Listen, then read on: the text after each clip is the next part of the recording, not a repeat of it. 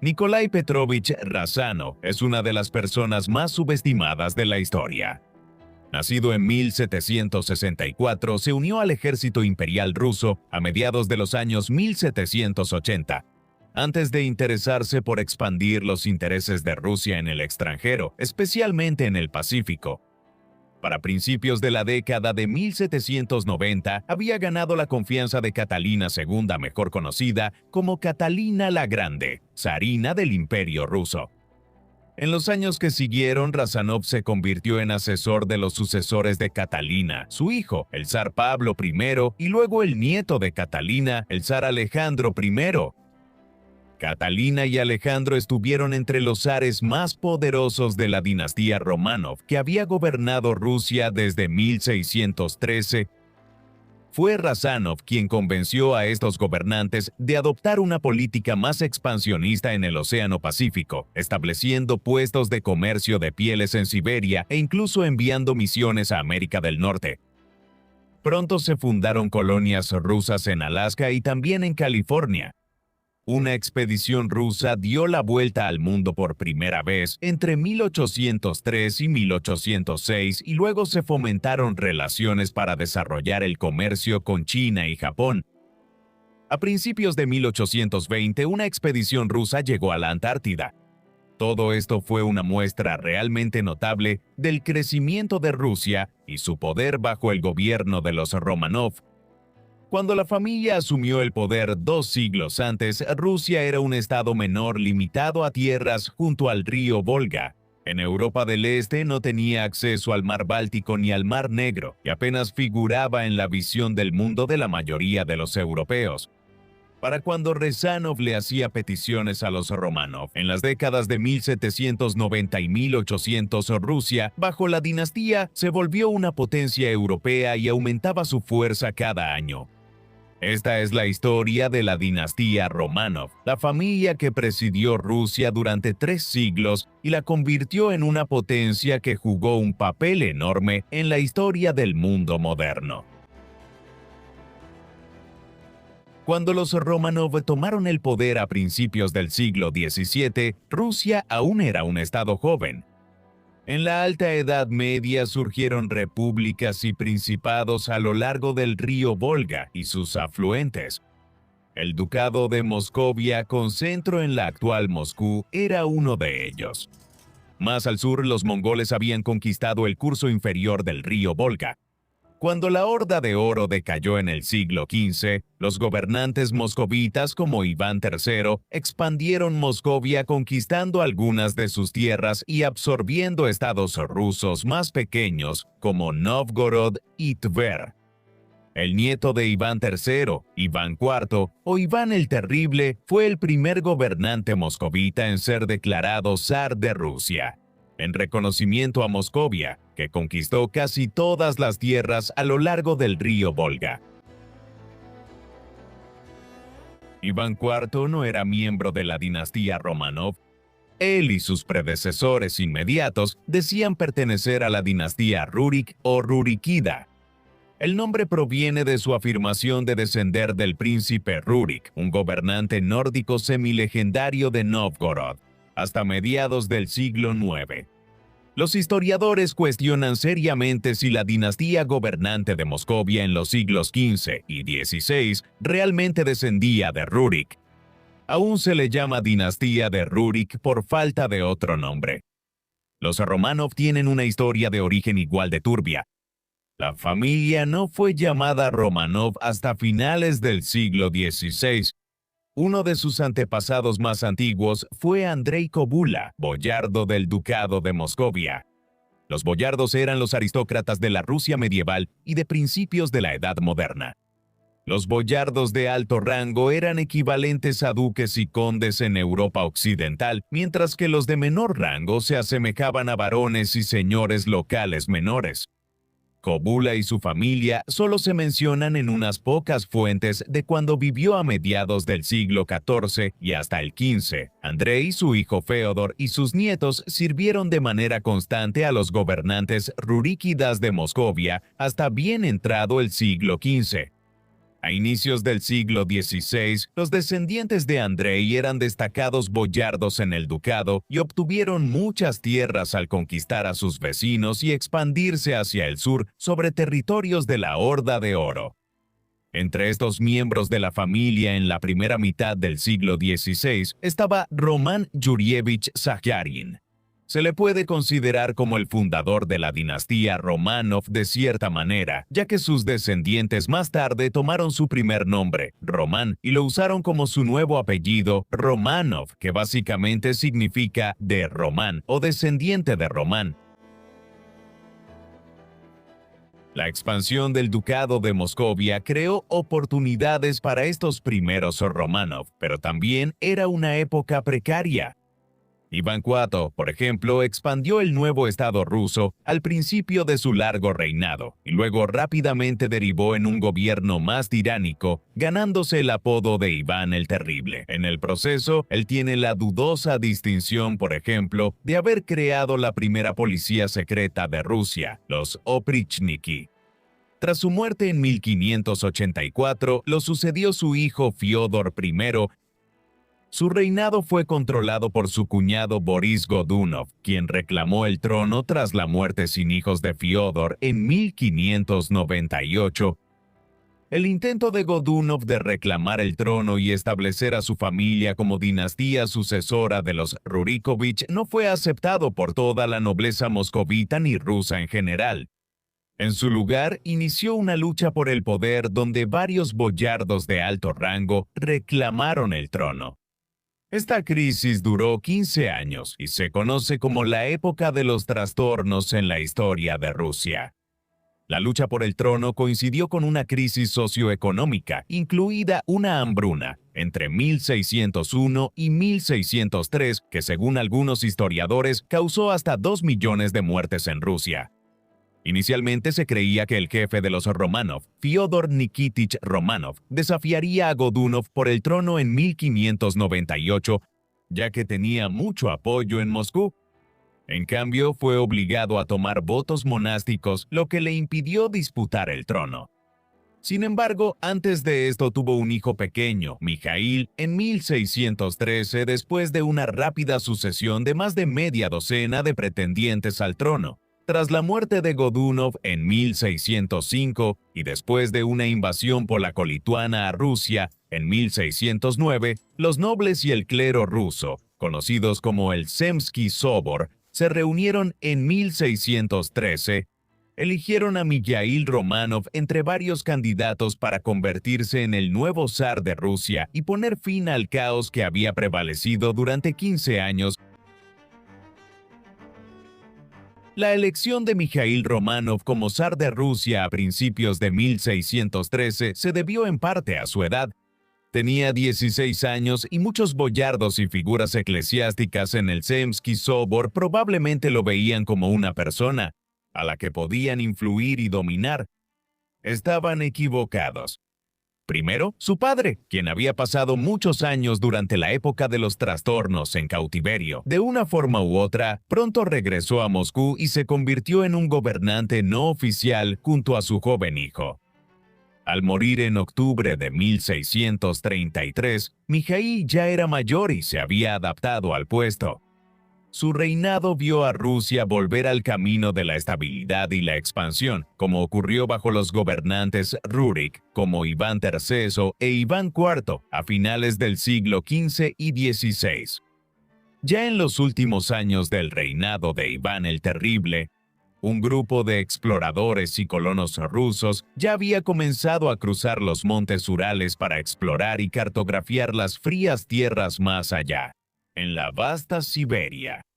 Este proceso de colonización de las partes asiáticas de Rusia se aceleró durante el reinado de Mijaíl y en 1640 Iván Moskvitin se convirtió en el primer ruso en liderar una expedición hasta el Océano Pacífico, y ver con sus propios ojos la isla de Sajalín. Allí en casa, en Moscú, Mijaíl reconstruyó la capital después de años de decadencia durante la época de los trastornos y reorganizó el gobierno para fortalecer la administración central y revitalizar Rusia. Tras la crisis, él no participó en las guerras exitosas de expansión que algunos sucesores Románov realizarían en los siguientes 2 siglos.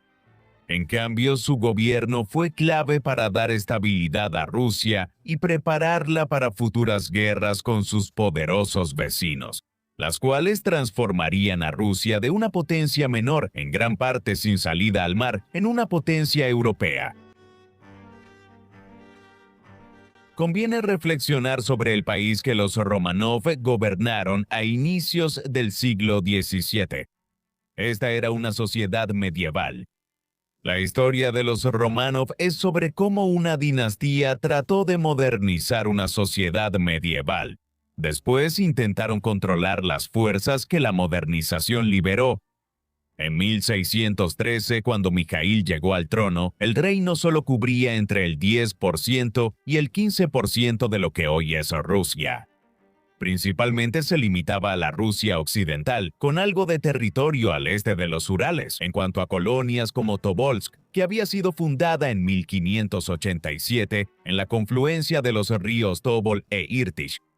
Gran parte de la Rusia actual no estaba cartografiada, explorada, ni bajo control ruso efectivo.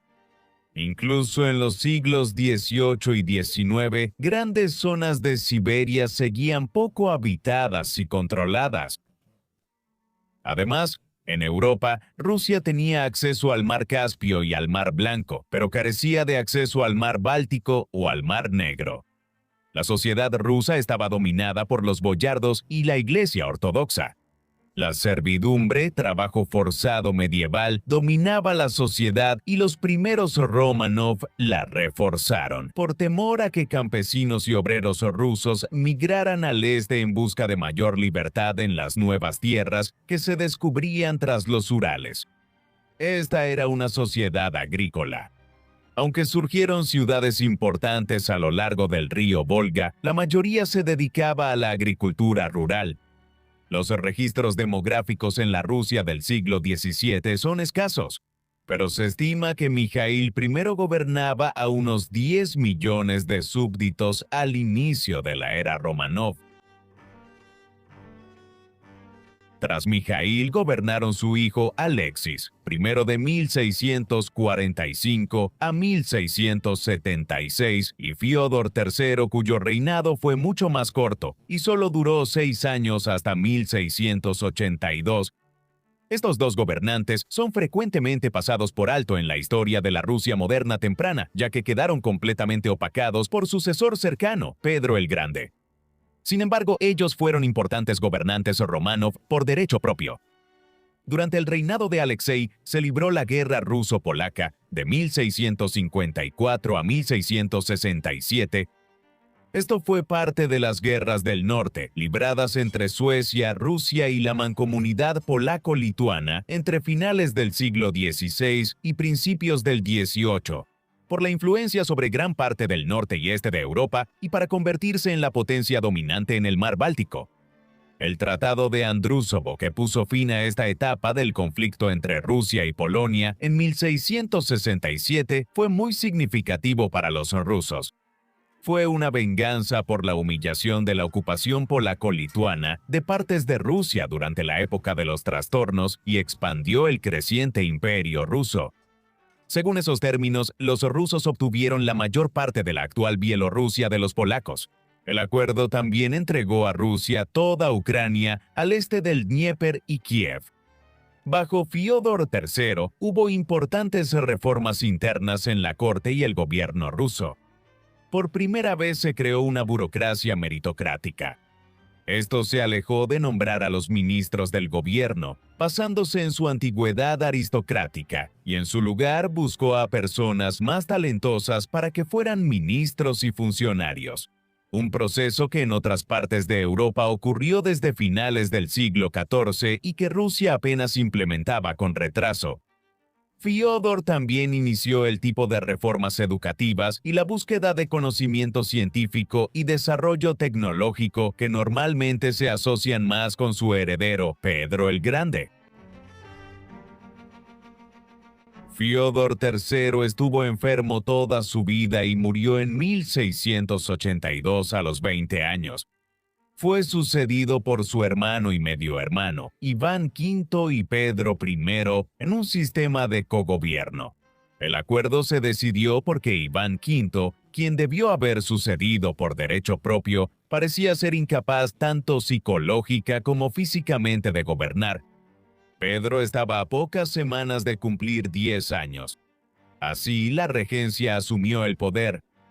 Iván murió en 1696, momento en el que Pedro se convirtió en el único zar de Rusia. Para entonces, él ya había estado ejerciendo el poder efectivo sobre Rusia durante mucho tiempo, después de ganar una lucha por el poder en 1689 contra su media hermana Sofía, mucho mayor que él, quien había actuado como regente durante su minoría de edad. Pedro gobernó hasta 1725 y es conocido como Pedro el Grande. Esto se debe a varias razones. La primera de estas razones tiene que ver con las guerras que libró, pero también con la expansión de Rusia para convertirse en una potencia del mar Báltico. En 1700 inició la Gran Guerra del Norte. Duró 21 años y medio, hasta 1721, y pasó por muchas etapas. Desde la perspectiva rusa, lo principal de esta guerra fue lo referente a las tierras de lo que ahora es el noroeste de Rusia. Una parte significativa de este territorio había formado parte de Finlandia en la época medieval tardía y en la temprana modernidad, y Finlandia, a su vez, era una especie de colonia de Suecia. Por lo tanto, los suecos controlaban el noroeste de Rusia, al menos hasta la Gran Guerra del Norte. Al inicio del conflicto, las fuerzas de Pedro tomaron esta zona sueca y accedieron al mar Báltico. Pedro no esperó ningún tratado de paz. En su lugar, comenzó a construir una gran nueva capital aquí. Modestamente la llamó San Petersburgo, supuestamente en honor a San Pedro, aunque claramente también en honor a él mismo.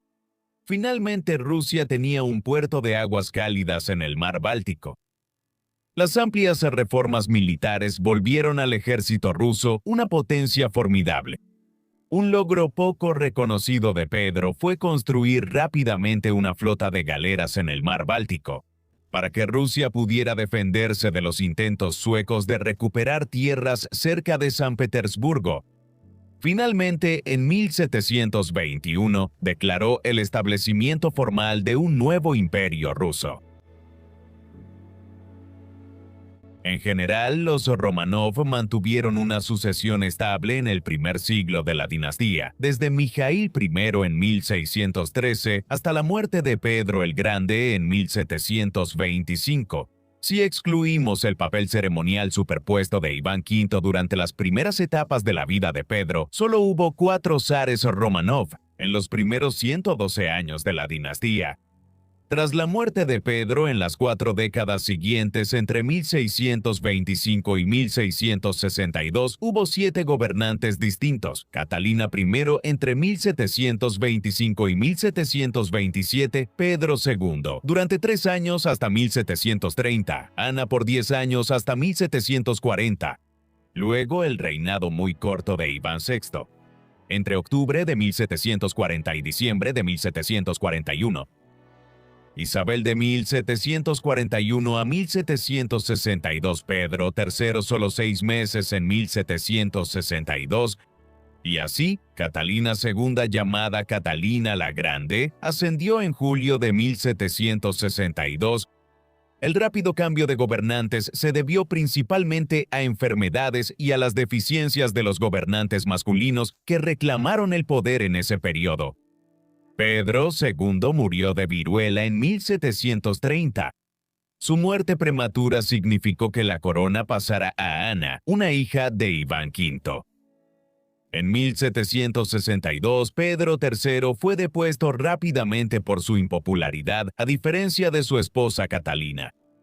En general, el periodo entre la ascensión de Catalina I en 1725 y la muerte de Catalina II en 1796 es uno de los pocos periodos en la historia europea en los que un país fue gobernado en gran medida por una línea de mujeres gobernantes, con 4 zarinas. Durante este tiempo, aunque Catalina la Grande dejaría su propia huella en la historia, la mayoría de sus predecesoras directas son conocidas por continuar la campaña de modernización, iniciada bajo Pedro el Grande y completando sus elaborados proyectos de construcción en San Petersburgo. Catalina la Grande es conocida por muchas cosas. En lo personal, su vida amorosa era complicada. Tras derrocar a su esposo, no se volvió a casar. En cambio, tuvo romances con personas importantes que influyeron en su reinado de distintas formas. Por ejemplo, uno de ellos, Stanislao Poniatowski, terminó convirtiéndose en el último rey de la mancomunidad polaco-lituana gracias a su influencia. Después, Grigori Potiomkin, quien ayudó a Catalina a derrocar a su esposo en 1762, fue su amante, y el general y estadista más influyente del Imperio ruso. Una especie de pseudo-rey consorte, fue Potiomkin quien supervisó una de las 2 grandes guerras que Rusia libró contra el Imperio Otomano de Turquía y el Kanato de Crimea en el lado norte del Mar Negro durante el reinado de Catalina. Estas guerras, libradas de 1768 a 1774 y de 1787 a 1792, dieron a Rusia el control seguro del norte del Mar Negro. Estas fueron solo 2 de un total de 11 guerras que se libraron entre Rusia y el Imperio Otomano bajo la dinastía Romanov, aunque los enfrentamientos bajo Catalina fueron quizá los más importantes. Aclararon que los rusos lideraban en el Mar Negro y el Cáucaso, y que los turcos otomanos eran ahora una potencia decadente, después de siglos de amenazar a la Europa cristiana. Además de convertir a Rusia en una potencia del Mar Negro, así como Pedro el Grande hizo de Rusia una potencia báltica, Catalina expandió significativamente el Imperio ruso hacia el oeste. Esto se logró de forma relativamente pacífica mediante las 3 particiones de Polonia en 1772, 1793 y 1795. Prusia, Austria y Rusia se repartieron la mancomunidad polaco-lituana entre sí. El Imperio ruso ahora abarcaba Letonia, el este de Polonia y el oeste de Ucrania. Catalina fue una de las principales impulsoras de las particiones. En 1764, ella orquestó la elección de Poniatowski como rey de la mancomunidad, como preludio a las particiones, y fue ella quien empujó a Prusia y Austria hacia la segunda y tercera partición en la década de 1790, después de que la mancomunidad adoptara una nueva constitución en 1791 y pareciera estar intentando afirmar su independencia. Se podría argumentar que el reinado de Catalina, que duró 34 años, fue en realidad un largo interludio durante el cual la dinastía Romanov no tenía el control del Imperio ruso. Cualesquiera que hayan sido las fortalezas y éxitos de su gobierno, la realidad es que ella usurpó el trono en 1762 y casi con certeza ordenó que Pedro III fuera asesinado poco después, aunque su muerte ocurrió de manera secreta. Catalina no era una romano biológica, ni siquiera era rusa. Ella venía de Stettin en Pomerania, región ubicada hoy entre la frontera noreste de Alemania y la noroeste de Polonia. Por lo tanto, era alemana de nacimiento y cultura, e introdujo muchas ideas y cultura alemanas en Rusia. Como su gobernante, al final parece que un romano biológico sí regresó a gobernar el Imperio ruso una vez. Catalina murió en noviembre de 1796.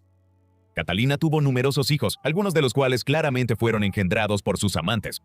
Durante su matrimonio con Pedro III, tuvieron 2 hijos. Tras varios abortos espontáneos de Catalina, a principios de la década de 1750, nació su primer hijo, Pablo. Él nació en el otoño de 1754. En sus memorias, Catalina declaró más tarde que el padre de Pablo fue Sergei Saltykov, un oficial ruso y funcionario de la corte que fue el primer amante de Catalina en la corte rusa. Más tarde, Catalina modificó su declaración y dijo que Pablo era hijo de Pedro, basándose en el momento de la concepción. El tema se discutió durante años después, y muchos contemporáneos que habían conocido a Pedro antes de su derrocamiento en 1762 confirmaron que Pablo se parecía y actuaba como Pedro, y no tenía un gran parecido físico con Saltykov. Aunque no se puede confirmar con certeza, es muy probable que Pablo fuera hijo de Pedro. Su ascenso al trono a finales de 1796 marcó la reanudación total del gobierno de los Románov. El gobierno de Pablo fue breve, tenía muchos de los mismos defectos de carácter que Pedro III. En marzo de 1800, un grupo de conspiradores de su propia corte y del ejército lo asesinó. Esto llevó a su hijo de 23 años al trono como zar Alejandro I, conocido como Alejandro el Bendito. En la historiografía rusa, su reinado fue realmente exitoso cuando se convirtió en gobernante del Imperio ruso. Europa había estado sumida en la guerra durante casi una década. Esto había comenzado cuando Austria, Prusia y Gran Bretaña se aliaron contra Francia en la primera de las guerras revolucionarias francesas en 1792. Austria impulsó la guerra porque la reina María Antonieta de Francia era de la casa austríaca de Habsburgo. Prusia tenía intereses regionales y Gran Bretaña había estado en guerra de forma intermitente con Francia durante siglos, pero Rusia no compartía estos intereses y al principio se mantuvo al margen de las guerras revolucionarias francesas. Eso cambió a finales de la década de 1790 cuando la conquista francesa de los Países Bajos, Renania y el norte de Italia mostraban su expansión como potencia continental, lo cual debía limitarse. Desde la perspectiva rusa, Alejandro al principio estaba más inclinado hacia la paz y los rusos firmaron el Tratado de París con los franceses, 6 meses tras subir al trono. Con el tiempo, comprendió la amenaza que Napoleón Bonaparte, emperador de los franceses desde diciembre de 1804, representaba para el equilibrio de poder en Europa. Cuando británicos y austríacos formaron una coalición en 1804, Alejandro se unió y se comprometió firmemente con la causa. Comandó un gran ejército ruso en Europa Central contra los franceses, culminando en la batalla de Austerlitz al norte de Viena, en la actual Chequia, el 2 de diciembre de 1805. La victoria francesa llevó a que Napoleón impusiera la paz a Austria. Después avanzó al norte y este, entrando en Prusia y en lo que hoy son Polonia y Lituania. Cuando el control francés sobre Europa Central alcanzó su punto máximo, Alejandro accedió a reunirse con Napoleón en Tilsit en julio de 1807 en el actual Oblast de Kaliningrado. Aquí, los prusianos sufrieron condiciones de paz humillantes, pero Napoleón era muy consciente de que los Románov y Rusia seguían invictos. En Tilsit, Alejandro y Napoleón acordaron aliarse como las dos potencias más grandes del continente. Mientras Alejandro se comprometió a unirse al sistema continental, una estrategia que Napoleón había desarrollado para intentar debilitar económicamente a Gran Bretaña, cortando todo el comercio entre ella y Europa continental. Tilsit fue importante para la posterior expansión del Imperio ruso. 6 meses después, en febrero de 1808, Alejandro usó el nuevo acuerdo para invadir Suecia, uno de los pocos aliados británicos y aún gobernante de Finlandia. El conflicto, llamado Guerra de Finlandia, ocurrió en dicho país en sus primeras etapas y resultó en que Suecia lo cedió a Rusia. En 1809, Alejandro se volvió Gran Duque de Finlandia. Aunque parte del Imperio ruso, el Gran Ducado fue gobernado como estado separado por los Románov hasta 1917, para cuando se firmó el Tratado de Fredrikshamn entre los rusos y los suecos, el 17 de septiembre de 1809, las relaciones entre Alejandro y Napoleón ya se estaban deteriorando. Una reunión entre ambos gobernantes en el Congreso de Erfurt en otoño de 1808 ayudó brevemente. Pero, en última instancia, el fracaso ruso para cumplir con el sistema continental llevó a un colapso en las relaciones. En verano de 1812, Napoleón invadió Rusia con cerca de 500.000 de hombres, en la mayor campaña militar de Europa. Hasta ese momento fue un error estratégico catastrófico. Los rusos permitieron que tomara Moscú y realizaron una campaña de tierra quemada por decenas de kilómetros a la redonda. Luego, Alejandro esperó a que los franceses se quedaran sin comida.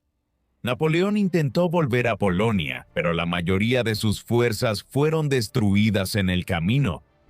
Se creó una nueva alianza paneuropea en 1813 y tras meses de campañas, Alejandro llevó sus fuerzas a París en la primavera de 1814. El 31 de marzo, Napoleón abdicó por primera vez.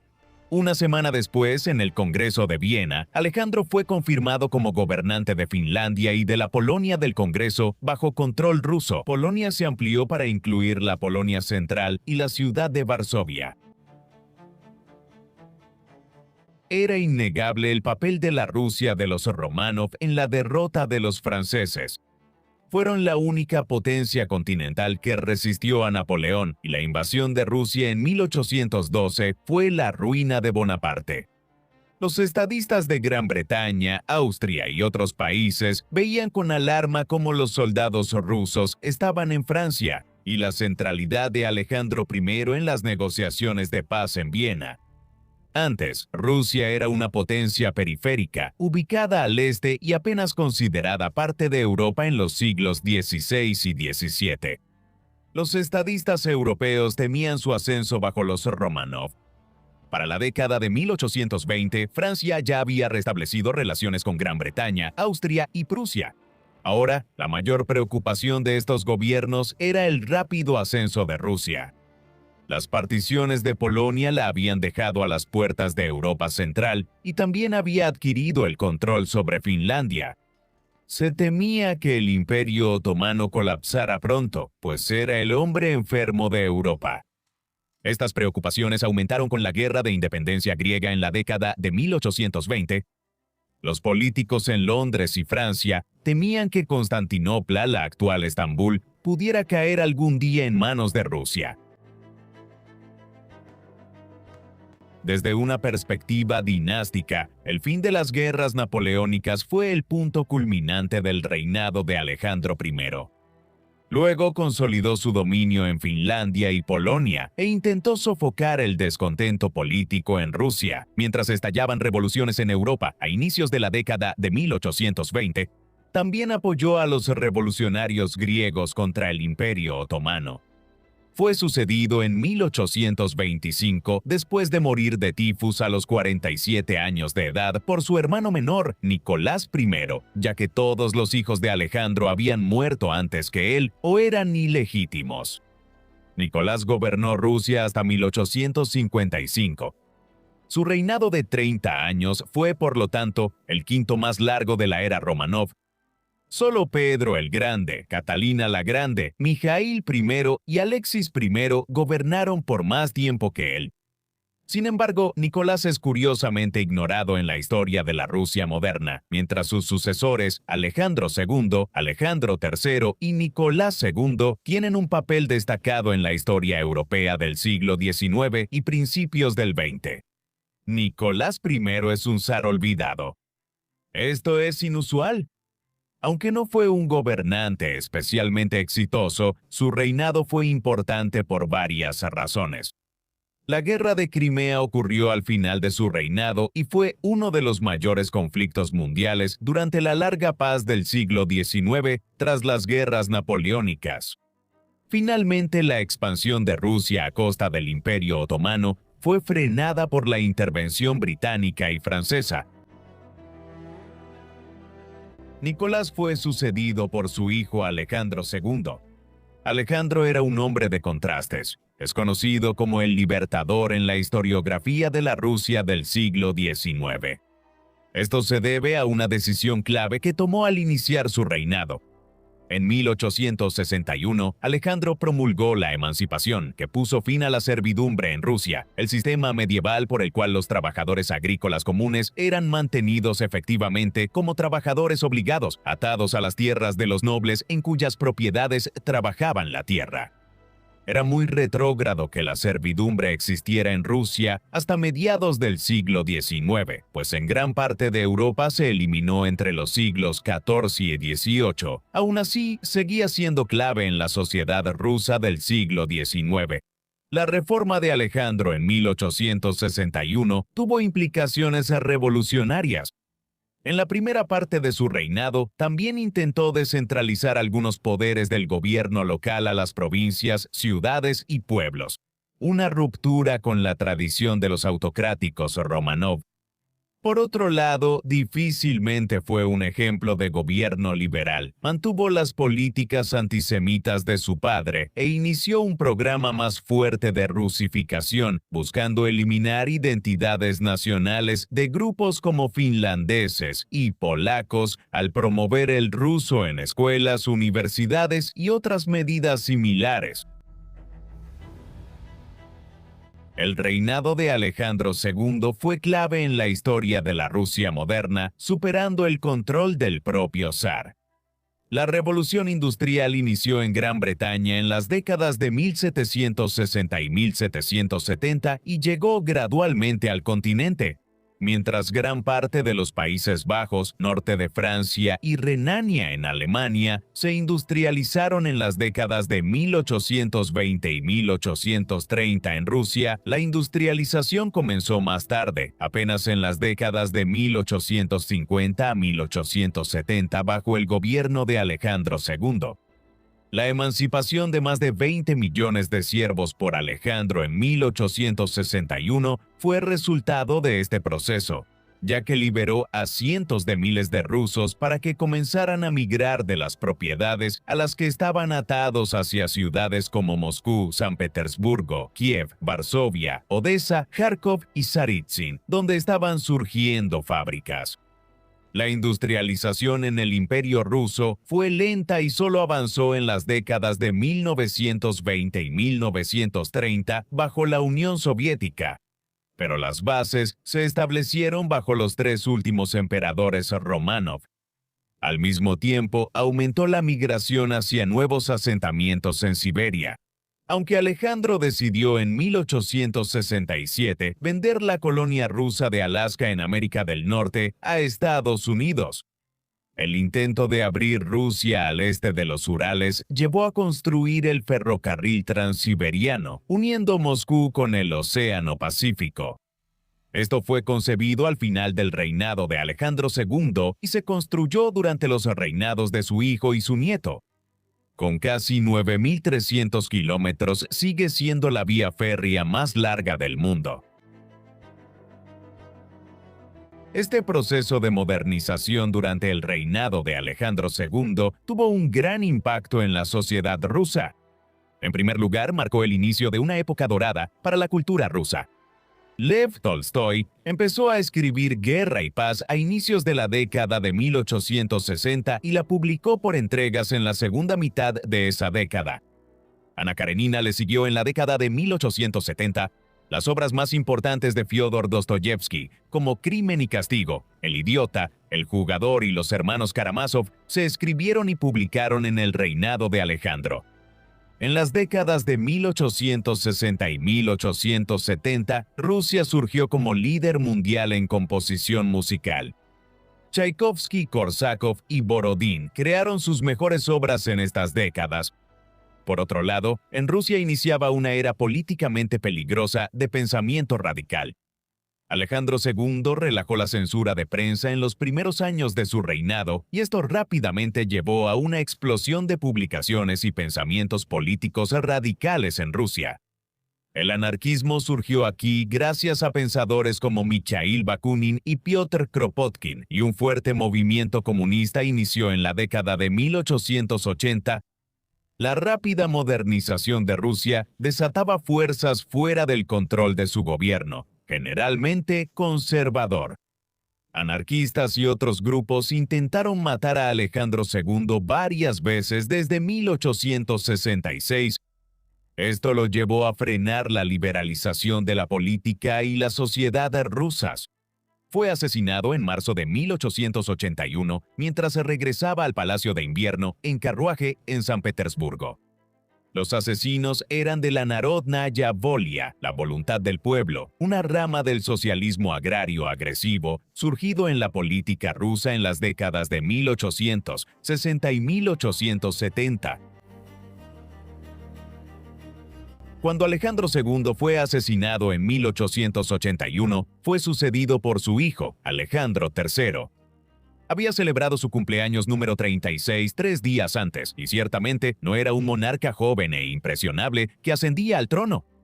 Tenía ideas claras sobre cómo quería gobernar, distintas a las de su padre. Alejandro III era el epítome de un monarca reaccionario. Su padre fue un reformista liberal que abolió la servidumbre y buscó modernizar Rusia, pero Alejandro III fue un zar autocrático decidido a ejercer el poder absoluto. Sus opiniones se consolidaron tras el asesinato de su padre. Era fácil ver por qué Alejandro II había intentado ser un reformista liberal y había sido asesinado por sus esfuerzos. Su hijo estaba decidido a asegurarse de que las fuerzas revolucionarias que se gestaban en Rusia fueran aplastadas. Inmediatamente revocó varias de las reformas que su padre había iniciado y se dedicó a centralizar el poder en sus manos. Al fortalecer la posición de leales clave a cargo de instituciones como la Iglesia Ortodoxa, Alejandro también estaba ansioso por extender la política de rusificación en lugares como Finlandia y Polonia. Su política exterior fue trascendental. En 1892, su gobierno firmó la Doble Entente, una alianza con Francia que tenía como objetivo responder al auge del Imperio alemán en Europa Central y al desarrollo de la Triple Alianza entre Alemania, Austria, Hungría e Italia. Esto fue un hito significativo en la división de Europa en dos bloques armados que lucharían entre sí en la Primera Guerra Mundial. Años después, las políticas de Alejandro causaron gran oposición y varios intentos de asesinato durante su reinado. Ninguno de estos acabó con él. En cambio, murió de una enfermedad renal aguda el 1 de noviembre de 1894 a pocos meses de cumplir 50 años. La muerte prematura de Alejandro hizo que su hijo y heredero de 26 años, Nicolás II, fuera zar. Actualmente se considera que Nicolás tenía buenas intenciones y que no intentaba agitar la política rusa como lo hizo su padre. Sin embargo, fue el último gobernante de la dinastía Románov y del Imperio ruso. El colapso del Estado, que su familia había gobernado durante 3 siglos a su manera, no fue resultado de ningún tipo de malicia extrema en su personalidad o acciones. Fue causado por su incapacidad para responder a una serie creciente de crisis y a los grandes cambios históricos que estaban recorriendo Europa de maneras que darían forma a la historia moderna. Estas crisis ya estaban en marcha antes de que él se convirtiera en zar. En 1891 y 1892, Rusia había sufrido una de las peores hambrunas en la historia del país, matando a cientos de miles de personas. Las causas incluyeron un invierno muy frío, métodos agrícolas rusos subdesarrollados y la explosión demográfica en Europa en el siglo XIX. Historiadores de la Rusia moderna ven la hambruna de inicios de la década de 1890 como el comienzo de eventos que llevaron a la Revolución Rusa de 1917. Esto ocurrió bajo Alejandro III, pero Nicolás era el monarca durante la crisis de mediados de la década de 1900. Primero, Rusia perdió una guerra contra el Imperio de Japón y luego una serie de crisis políticas estallaron en San Petersburgo y otras partes de Rusia. En 1905, Nicolás aceptó convocar una Duma o Parlamento que se reunió por primera vez en 1906. Sin embargo, pronto lo convirtió en un simple foro de discusión. Si Nicolás y sus ministros hubieran permitido que la Duma participara en reformas gradualistas, Después de la Revolución Rusa de 1905, quizás Rusia podría haber evolucionado hacia una monarquía constitucional. Aunque la Revolución de 1905 representó una amenaza breve y significativa para el poder de Nicolás, la crisis pronto se calmó. Además, protegido como estaba dentro del mundo de la corte y prácticamente sin experiencia real de cómo era la vida para los rusos comunes, Nicolás probablemente creía que los años posteriores a la crisis fueron exitosos. Por ejemplo, en 1907, su gobierno firmó la Convención Anglo-Rusa con Gran Bretaña. Los rusos y los británicos habían sido rivales de larga data por la influencia en Asia Central, donde los británicos intentaban expandirse desde el Raj de la India hacia Afganistán y Persia. Ambos estaban preocupados por el auge de Alemania y las implicaciones de la construcción de un ferrocarril de Berlín a Bagdad por parte de los alemanes. Gran Bretaña estaba en una nueva carrera armamentista naval por el decadente Imperio Otomano, iniciada imprudentemente por el Kaiser Guillermo II. Con la firma de la Convención Anglo-Rusa, combinada con la doble entente que Alejandro III había establecido con los franceses y una entente cordial separada entre Gran Bretaña y Francia, en 1904 existía de facto una triple alianza entre Rusia, Gran Bretaña y Francia para contrarrestar el auge de la alianza liderada por Alemania en Europa Central. En Rusia, esto había disminuido algunas críticas hacia Nicolás sobre las capacidades militares del imperio. Tras la humillante derrota ante los japoneses en 1905, la alianza pronto fue necesaria. En junio de 1914, el heredero del imperio austrohúngaro, el archiduque Francisco Fernando, fue asesinado por un nacionalista serbio, Gavrilo Princip, en Sarajevo. En semanas siguientes, una crisis diplomática envolvió Europa. El gobierno de Nicolás II era clave, pues Serbia era su aliado en los Balcanes. Luego, las potencias vencedoras de la Primera Guerra Mundial, Gran Bretaña y Francia, insistieron en definirla como una guerra de agresión alemana. Pero en realidad estalló por una disputa diplomática en los Balcanes que involucró principalmente al gobierno de Nicolás y a los de Viena y Belgrado. La Primera Guerra Mundial acabó con la dinastía Románov. Las debilidades rusas se evidenciaron en el campo de batalla, y para fines de 1916 el frente oriental ante los alemanes peligraba. Nicolás no ayudó a la situación al insistir en tomar el mando personal de la campaña militar a pesar de su falta de experiencia. En San Petersburgo, el empleo por parte de su familia del místico y curandero Grigori Rasputin, quien creían que podía ayudar a su único hijo, Alexei, que sufría de hemofilia, se convirtió en un punto central para el creciente descontento. A medida que la guerra continuaba, Rusia empezó a sufrir escasez de alimentos y el descontento aumentó debido al reclutamiento obligatorio. Las derrotas en el frente aumentaron la idea de que el liderazgo de Nicolás llevaba a Rusia a la ruina. En este ambiente, todas las fuerzas revolucionarias que convirtieron a Rusia en un crisol político durante décadas salieron a la superficie. En febrero de 1917, una revolución de aristócratas conservadores y radicales provocó la abdicación de Nicolás el 15 de marzo y el fin de la dinastía Románov. Después de 304 años como la Casa Real de Rusia, Nicolás intentó brevemente abdicar a favor de su hermano Miguel. En una muestra de lo desconectado que estaba Nicolás, Miguel rechazó el cargo. En las semanas siguientes, Nicolás contactó al gobierno británico para discutir el exilio de los Románov en Inglaterra. Estaba claro que el nuevo gobierno deseaba que ellos abandonaran Rusia. Nicolás pensaba que su primo, el rey Jorge V, lo recibiría bien, pero Jorge bloqueó su entrada a Gran Bretaña por motivos políticos. Mientras tanto, la familia Románov fue puesta bajo arresto domiciliario por el nuevo gobierno en Rusia. La decisión del gobierno británico de negar asilo a Nicolás y su familia después de la Revolución de Febrero tendría consecuencias fatales.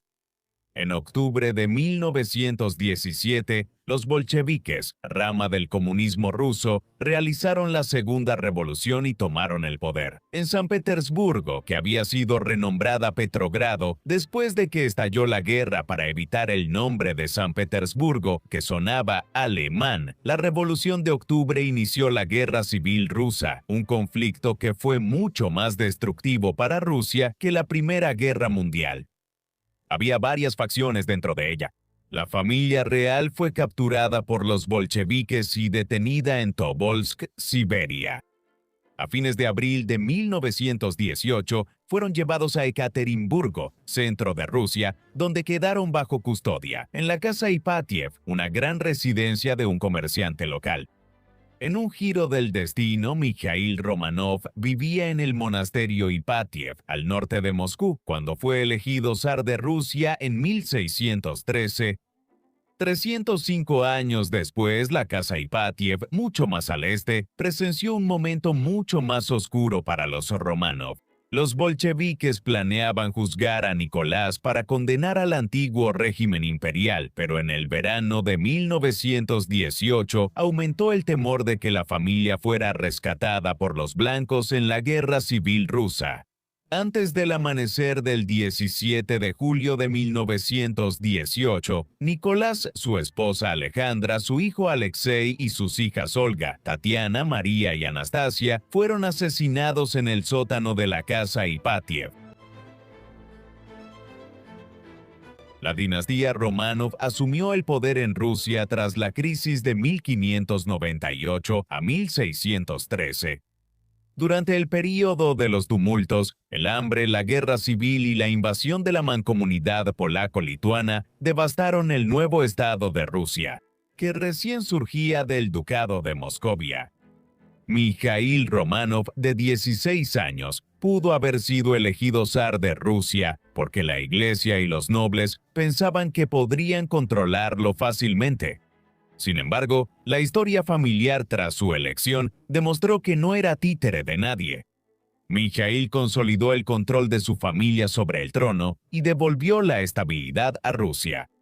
Durante el siguiente siglo, una sucesión de gobernantes eficaces participó en las guerras del norte, expandiéndose hacia el oeste y el norte para asegurar un puerto cálido en el mar Báltico y desplazando a Suecia como la potencia preeminente en el norte de Europa.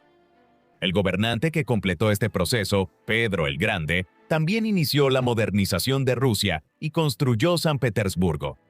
Al final de su reinado, Rusia despertaba como un gigante dormido en la política europea. Ese proceso continuó bajo Catalina la Grande y Alejandro I. Al finalizar las guerras napoleónicas en 1815, Rusia ya era una de las grandes potencias del continente. El escenario ya estaba listo para que Rusia surgiera como la superpotencia global del siglo XX. En casa, los Romanov libraban una lucha de poder entre tradición y modernidad, conservadurismo y radicalismo. Alejandro II intentó liberalizar y modernizar la sociedad rusa, poniendo fin a la servidumbre e iniciando una amplia gama de reformas adicionales. Fue asesinado en 1881 por sus esfuerzos. Su hijo reaccionario, Alejandro III, fue el único de los últimos 3 gobernantes Romanov que no murió por un disparo. Nicolás II, aunque digno y honorable, no estuvo a la altura de guiar a Rusia en las crisis de las décadas de 1890, 1900 y 1910. La dinastía Romanov terminó en 1917 durante la Revolución, el derramamiento de sangre y la Guerra Civil, una nueva época de inestabilidad de la cual surgió la Unión Soviética. ¿Qué opinas de los Romanov? La caída de la dinastía fue culpa suya por siglos de autocracia y no liberalizar el sistema político ruso. ¿O Rusia era ingobernable para cualquier familia real a fines del siglo XIX y principios del XX? Por favor, háganos saber en la sección de comentarios y mientras tanto, muchas gracias por vernos.